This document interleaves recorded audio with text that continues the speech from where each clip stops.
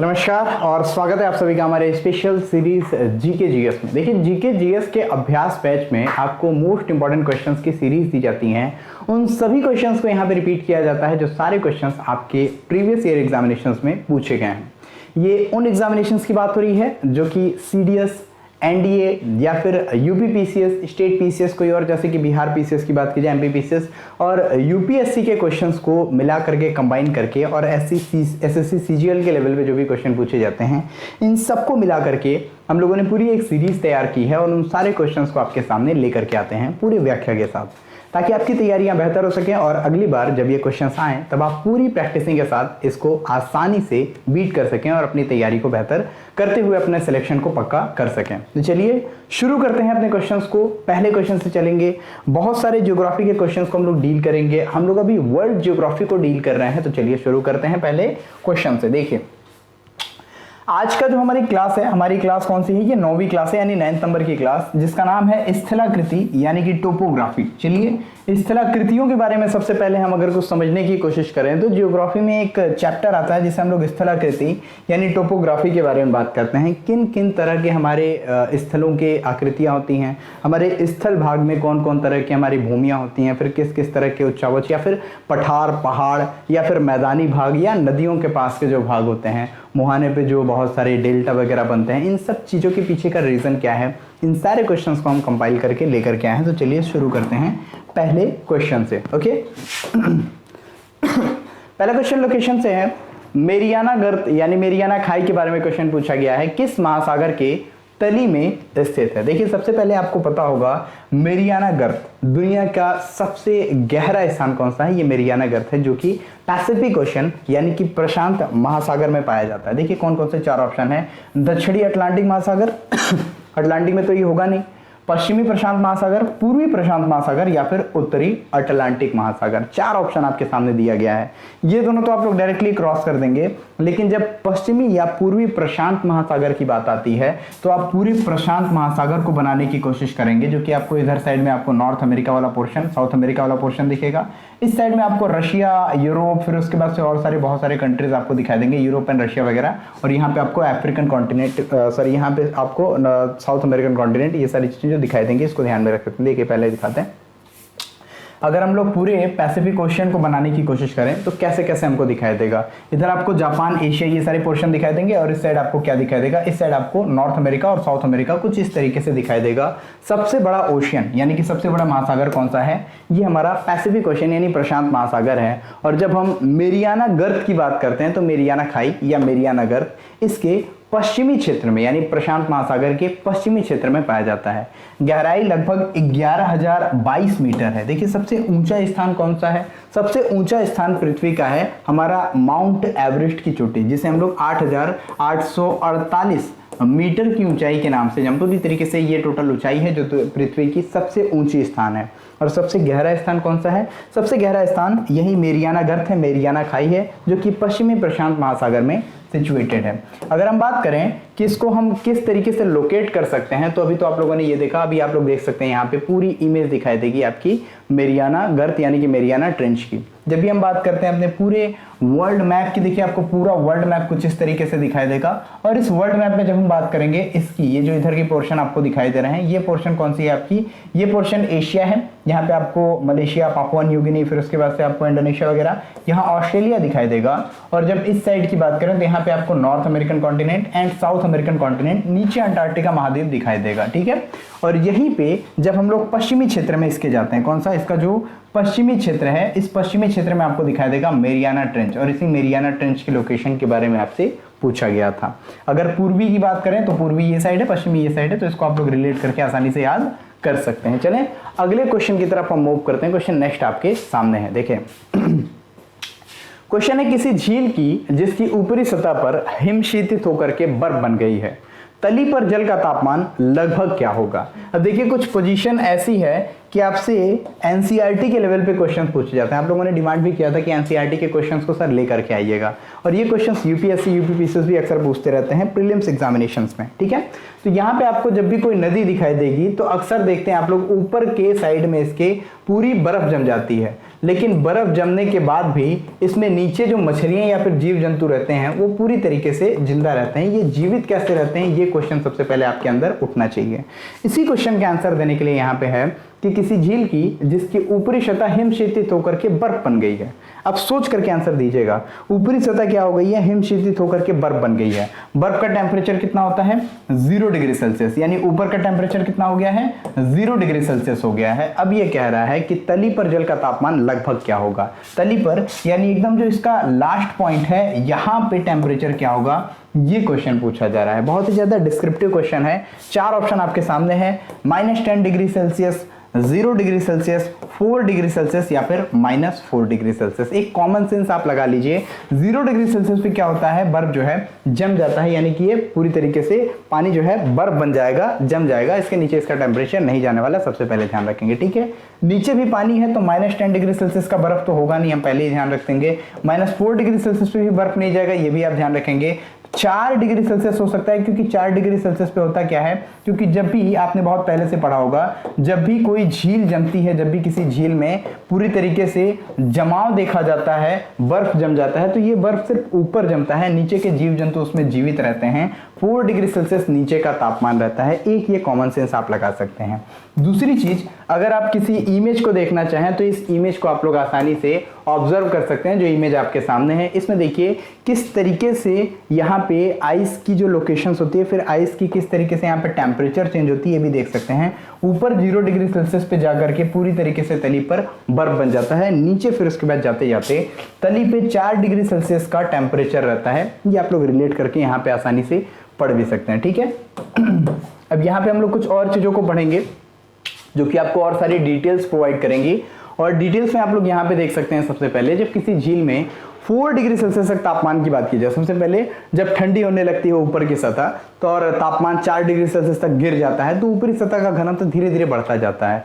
घनत्व बढ़ रहा है तो फिर नीचे की ओर धीरे धीरे क्या है, जल जो है बैठने लगता है, नीचे का गर्म पानी ऊपर आता है, ऊपर की जो ठंडे पानी है वो पूरी चीजों को, पूरी सतह को क्या करना शुरू कर देती है, ठंडी करना शुरू कर देती है, और ये ठंडी होते होते धीरे धीरे ऊपर बर्फ जम जाती है, 0 डिग्री सेल्सियस का टेम्परेचर प्राप्त कर लेती है। लेकिन नीचे यानी तली पे जो तापमान है वो 4 डिग्री सेल्सियस के टेम्परेचर को ही पूरी तरीके से कवर अप किए रहता है, ठीक है।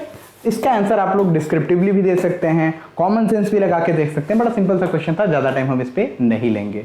अगला क्वेश्चन तुरंत आप लोगों को आंसर भी करना है, मैं पहले ही बता दूं, आपको आंसर करना है इस क्वेश्चन के, मोस्ट इंपॉर्टेंट है आपके। क्वेश्चन क्या है, कौन सा एक निक्षेपण स्थल रूप है। निक्षेपण स्थल रूप का मतलब क्या है, निक्षेपण किसमें होता है, इसकी बात की जा रही है, निक्षेपण स्थल रूप की। एक कह रहा है स्टैलेग्माइट, दूसरा कह रहा है लैपिज, तीसरा कह रहा है पोल, चौथा कह रहा है गुहा।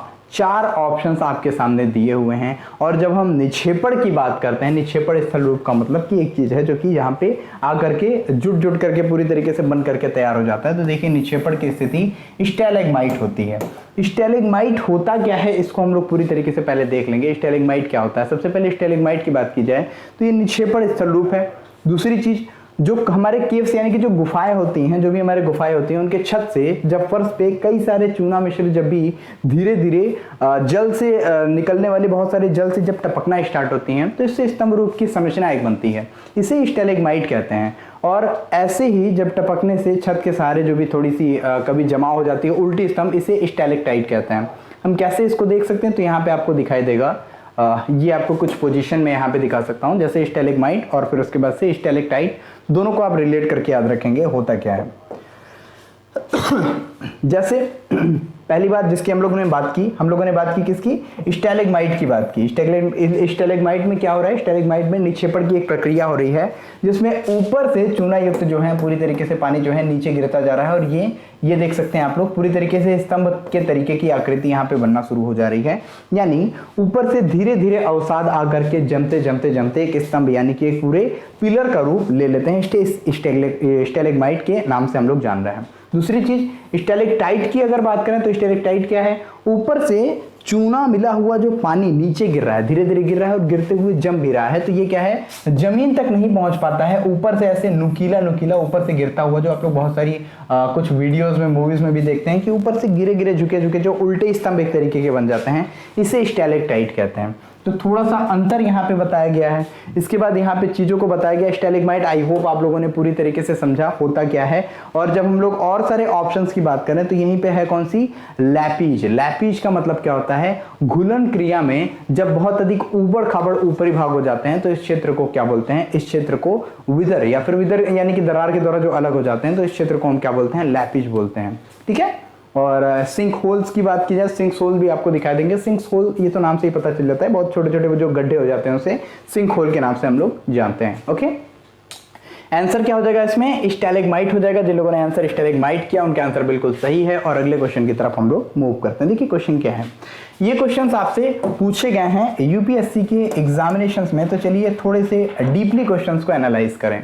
क्वेश्चन है आयरलैंड। देखिए आयरलैंड कहाँ पे है, जब भी हम लोग पूरे यूरोप के मैप में देखते हैं तो यूरोप के मैप में आपको दिखाई देगा हमारा कौन सा, हमारा दिखाई देगा यूके यानी यूनाइटेड किंगडम। यूनाइटेड किंगडम को कुछ इस तरीके से हम लोग जब मैप को बनाते हैं और यहाँ पे आपको पोजीशन एक दिखाई देती है अलग सी हटी हुई। ठीक है, लगभग इस तरीके की पोजीशन होती है, पूरा लगभग पूरी तरीके से सही नहीं बन पाए, लेकिन अगर आप इस तरीके से देखें तो इसमें कौन कौन सी, इसमें इंग्लैंड आपको दिखाई देगा, वेल्स दिखाई देगा और यहाँ पे आपको स्कॉटलैंड दिखाई देगा। 3 पार्ट में आपको यूनाइटेड किंगडम, और चौथे पार्ट में देखिए 3 पार्ट मिलाकर के ब्रिटेन बनता है, चौथा पार्ट यहाँ पे नॉर्दर्न आयरलैंड का आ जाता है। ठीक है, इन चारों को मिलाकर के क्या बनता है हमारा, इन चारों को मिलाकर के हमारा ब्रिटेन बनता है, सॉरी यूनाइटेड किंगडम बनता है। और सिर्फ आयरलैंड की बात करें तो सिर्फ आयरलैंड, ये जो पोर्शन आपको दिखाई देगा ये आयरलैंड है, इसको ध्यान में रख सकते हैं, ये पूरा आयरलैंड का पोर्शन है। तो इसी आयरलैंड की बात कर रहा है कि छोटी सी झील होती है आयरलैंड में, उस छोटी झीलों को किस नाम से जाना जाता है, क्या इन्हें लाउ कहते हैं, या इन्हें बॉग कहते हैं, या इन्हें क्रीक कहते हैं, या फिर इन्हें ब्रुक्स के नाम से जानते हैं। और चारों ऑप्शंस में से जो कंप्लीट आंसर है जिसके बारे में आप लोगों ने पढ़ा होगा, आई होप आप लोगों ने जरूर पढ़ा होगा, लाउ इस नाम से जाना जाता है। क्या, लाउ के नाम से जाना जाता है छोटी झीलों को जो कि आयरलैंड में पाई जाती हैं। आयरलैंड ये कि आप देख सकते हैं एकदम से यूके के पास में पड़ता है, नॉर्दर्न आयरलैंड और आयरलैंड दोनों को मिलाकर के आप देखेंगे छोटी झीलों की नाम की जाती है। यहाँ पे क्या है, देखिए छोटी झीलों को क्या है, लाउ के नाम से जाना जाता है। और जो ऑप्शन है अगर उनकी बात की जाए तो आपने दूसरे ऑप्शन में देखा था बॉक्स। बॉक्स क्या होते हैं, आर्द्र भूमि में, आर्द्र भूमि का मतलब जो दलदली भूमि होती है उस भूमि की बात की जा रही है। उत्तर पूर्वी यूएसए की बात की जाए, साइबेरिया आपका जो रशिया का पोर्शन है उसमें आपको दिखाई देगा। रशिया पूरी तरीके से इस तरीके से अगर मैप में आपको दिखाई दे रहा है तो जो पोर्शन यूरोप में है उसकी बात नहीं, जो पोर्शन एशिया में है उस पार्ट को साइबेरिया कहते हैं। तो साइबेरिया पोर्शन की बात की जाए, यूएसए की बात की जाए, उत्तरी पूर्व यूएसए, स्कैंडिनेवियाई कंट्री की बात की जाए, स्कैंडिनेवियाई कंट्री में आपके कौन कौन से आते हैं, स्वीडन, नॉर्वे, डेनमार्क और फिर उसके बाद इसी में फिनलैंड। इन चारों कंट्रीज को हम लोग क्या है, स्कैंडिनेवियाई कंट्री बोलते हैं। इसी में आइसलैंड भी ऐड हो जाएगा, तो ये कौन सी, ये हो जाएंगी मतलब जिनको हम लोग किस तरीके से बोलते हैं, इनको जिनको हम लोग नॉर्डिक कंट्रीज के नाम से जानते हैं। तो नॉर्डिक और स्कैंडिनेवियन, इसमें आप अंतर समझ करके चलेंगे।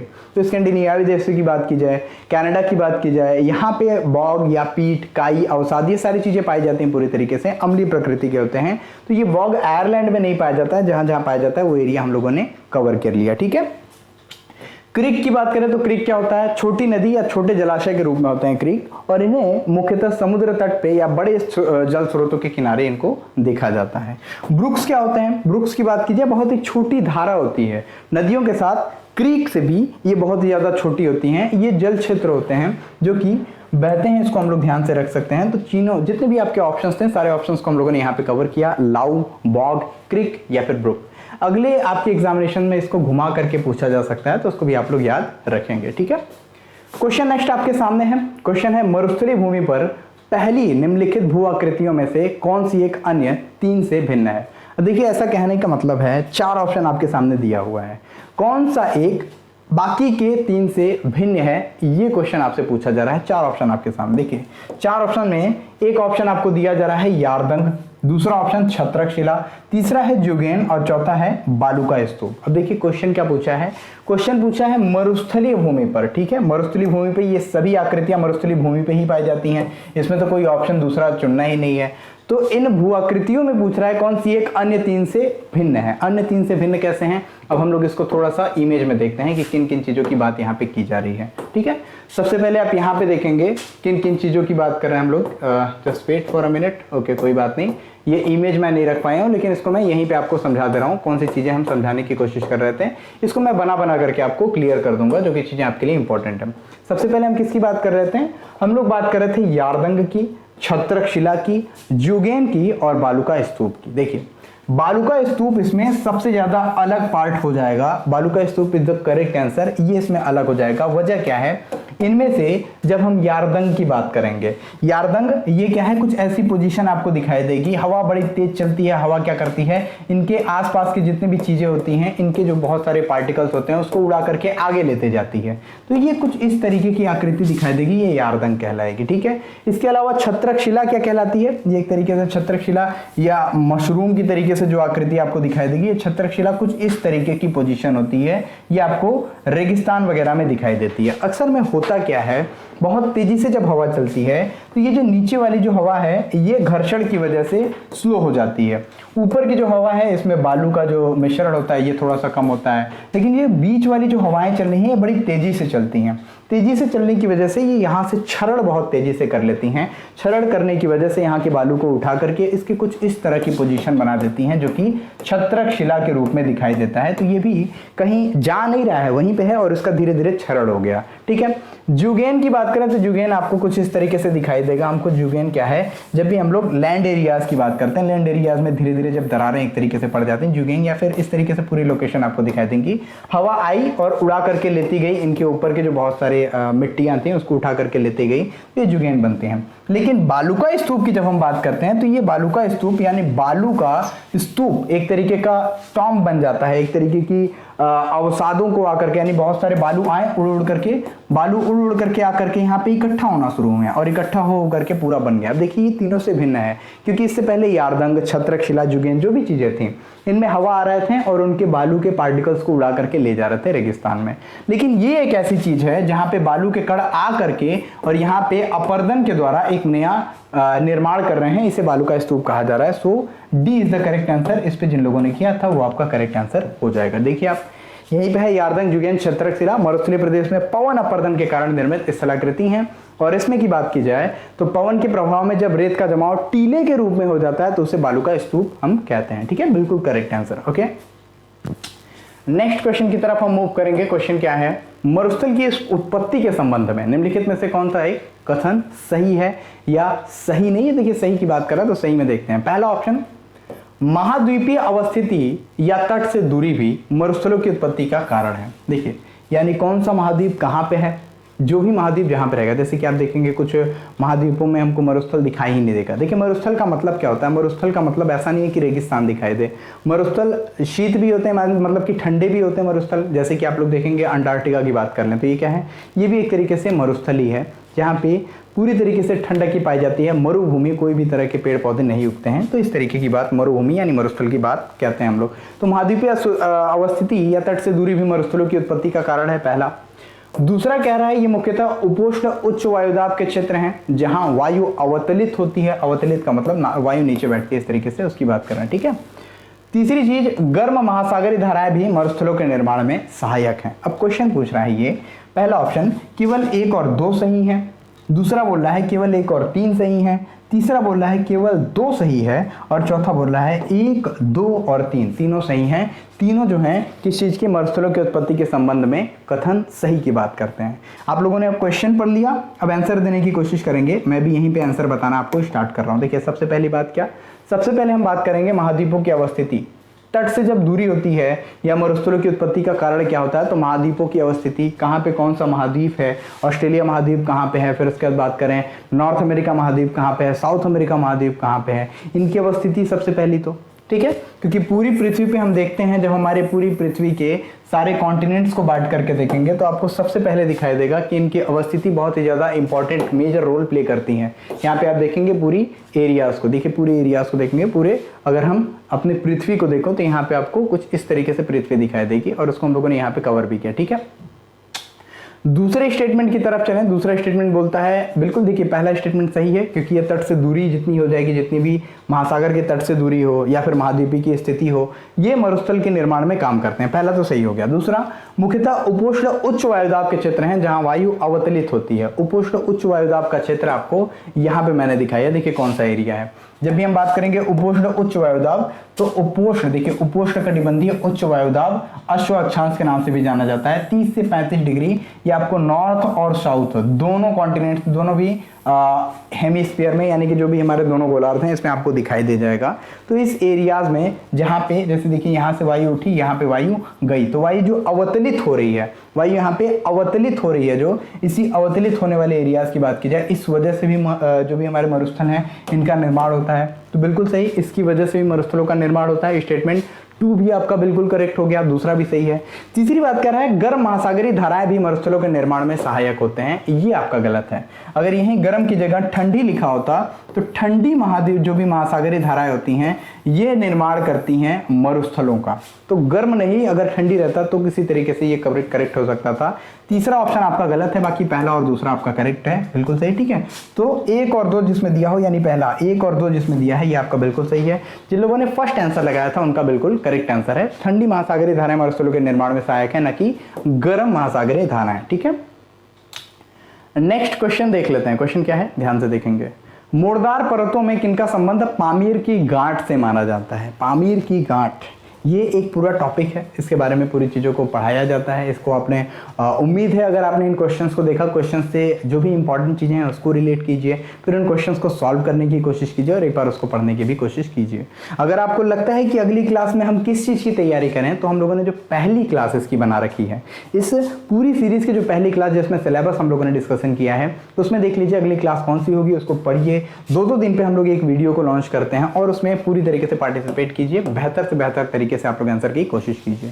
ठीक है, Zagros, Caucasus, Kunlun, Shan and Elbrus and Alps, देखिए 5 पर्वतों के नाम दी गई है, 5 मोरदार पर्वतों के बात है। और पामीर की गांठ से संबंध की बात की जाए तो जैग्रोस, क्यूनल, शॉन एंड फिर उसके बाद से आपका जो और देखिए कौन सा जैग्रोस की बात की जाए, क्यूनल, शॉन की बात की जाए, देखिए कौन कौन से हमारे हो जाएंगे, Zagros, क्यूनल, Shawn and Elbrus.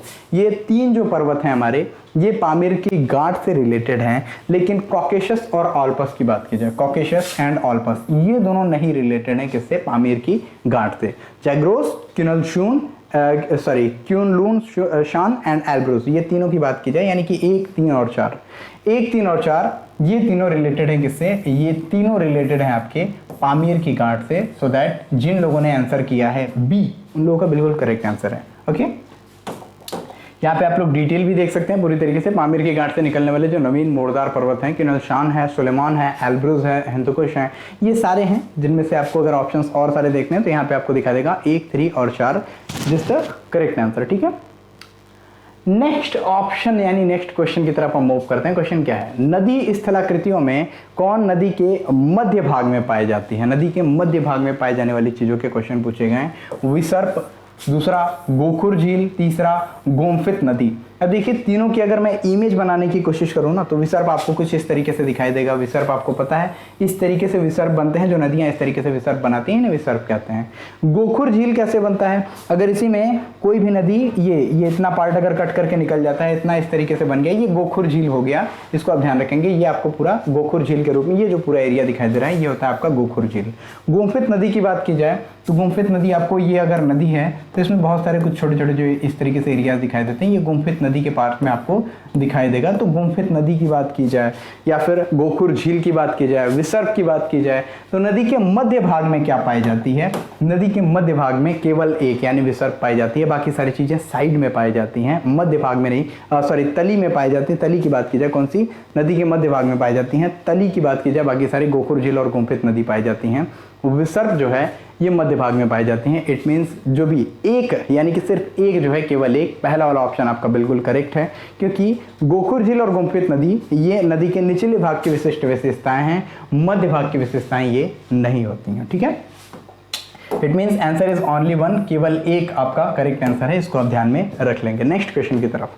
Question है कौन सा या कौन से कारक शैलों के अपक्षय से सम्मिलित हैं? अपक्षय से, देखिए अपक्षय से रिलेटेड क्वेश्चन की बात कर रहा है। क्या क्या चीजें अपक्षय? अपक्षय मतलब कि कोई भी चीज वहीं पे है और उसका अपक्षय हो गया, उसको पूरी तरीके से खा लिया गया, यानी पत्ता है, एक पेड़ है और उसको पूरी तरीके से कई सारे लोगों ने डिस्ट्रॉय कर दिया। जैसे आपको मैंने बताया था जो भी पूरी तरीके से, एक मैंने बताया था ना, जो मशरूमा आकार पूरी छत्रक शिला की बात, एक जगह खड़ा है, हवा आई पूरी तरीके से उसको डिस्ट्रॉय करके चली गई या फिर पूरी तरीके से उसकी आकृति बना के चली गई। तो यही है, अपक्षय से संबंधित है। किसके, कौन कौन से कारक हैं जो शैलों के अपक्षय से संबंधित हैं? शैल किस तरीके से अपक्षय होंगे? पाला पड़ने से शैल अपक्षय होता है, ये बिल्कुल सही। दावांतर, बिल्कुल ये भी पूरी तरीके से असरदार है। वनस्पतियां भी इस पे असर करती हैं। ऑक्सीकरण तो बहुत ज़्यादा प्रभाव डालता है। जीव जंतु के तो मोस्ट इंपॉर्टेंट इसमें हो ही जाएंगे। 1 2 3 4 5 यानी कि आपका डी जो है ये करेक्ट ऑप्शन हो जाएगा। पूरी तरीके से बिल्कुल ध्यान रखते रहेंगे, जो भी कारकों की बात की जाए तो शैलों में अपक्षय से संबंधित सभी कारक रिलेट हो जाएंगे और इनमें से डी जिन लोगों ने कूट लगाया है उनका बिल्कुल करेक्ट आंसर है। सब कुछ जितने सी चीजें आपको दिखाई दे रही हैं सब कुछ शैलों के अपक्षय से रिलेटेड है, ध्यान रखते रहेंगे। ठीक है, क्वेश्चन पूछ रहा है कौन सी दशाएं आवश्यक हैं डेल्टा के निर्माण के लिए? आपको पता है डेल्टा, सबसे बड़ा डेल्टा कौन सा है? सुंदरवन का डेल्टा। कैसे डेल्टा बनता है? जब भी नदियां धीरे धीरे किनारों की तरफ आती हैं, मुहाने की तरफ, और जाते जाते पंजे के आकार के धीरे धीरे चीजें जो है अवसाद को ला करके पूरी धीरे धीरे अवसाद को पाटना शुरू कर देती है, मुहाने पे बनता हुआ चला जाता है, इसे हम लोग डेल्टा कहते हैं। ठीक है, और इसी डेल्टा की बात कर रहा है, कह रहा है क्या? पहला ऑप्शन, डेल्टा के लिए दशाएं कौन सी आवश्यक हैं? पहला कह रहा है नदी का आकार अधिक हो परंतु आयतन कम हो। अब सोच लीजिए, आकार बहुत ज्यादा है और आयतन बड़ा कम है, यानी कि छिछली नदी हो, पहली चीज।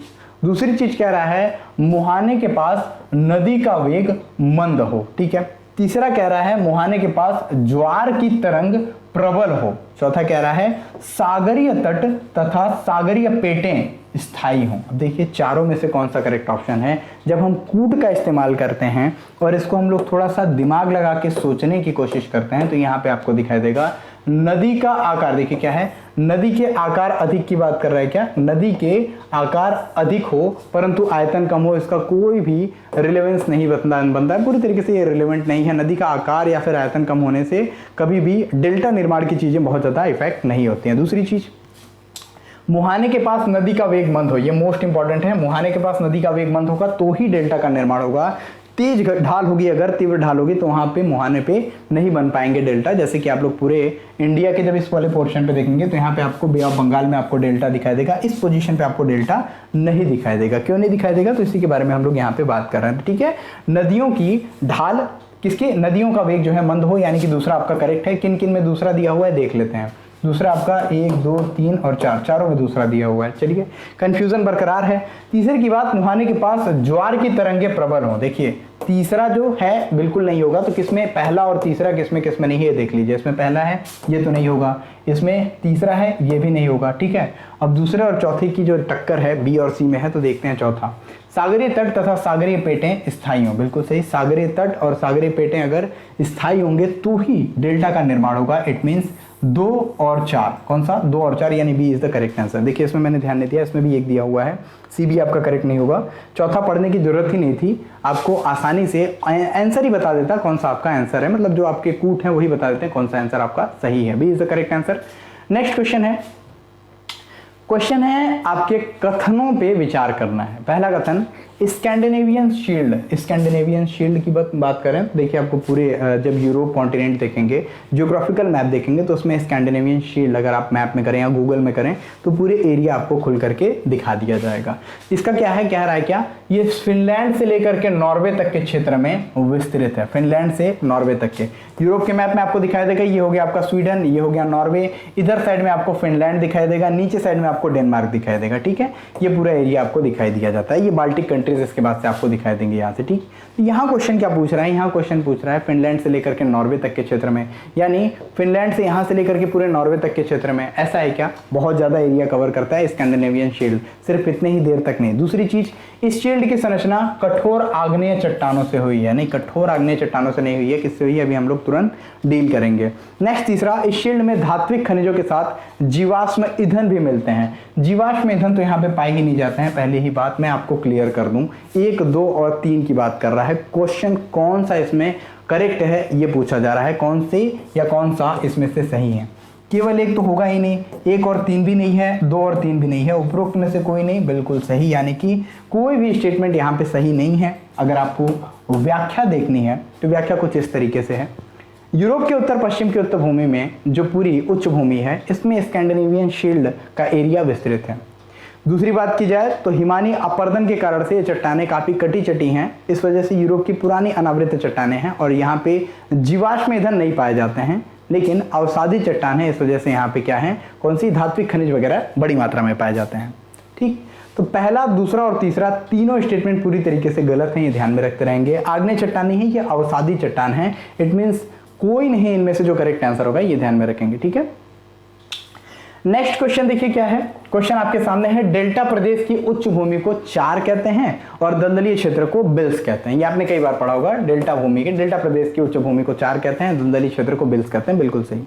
रेह, कल्लर या थुड़, ये खादर मैदान की विशेषता है। देखिए भाबर, खादर, ये सारी चीजें आप लोगों ने 10th की एनसीईआरटी में पढ़ी थी, जिसको कि हम लोग यहाँ पे रिलेट करके देख लेंगे। यहाँ पे आपको कुछ पिक्स दिखाई देंगे जिसमें कि आपको ने ये देखिए विसर्प वाला एरिया था जिसको हम लोगों ने गोखुर झील से रिलेट किया। ठीक है, ये आप देखेंगे जहाँ पे भाबर, फिर हिमालयंस, फिर यहाँ पे तराई, फिर बांगर, फिर खादर, ये पूरी एरियाज आपको दिखाई देंगे। इसको हम लोग अभी नेक्स्ट क्वेश्चन में भी डील करेंगे।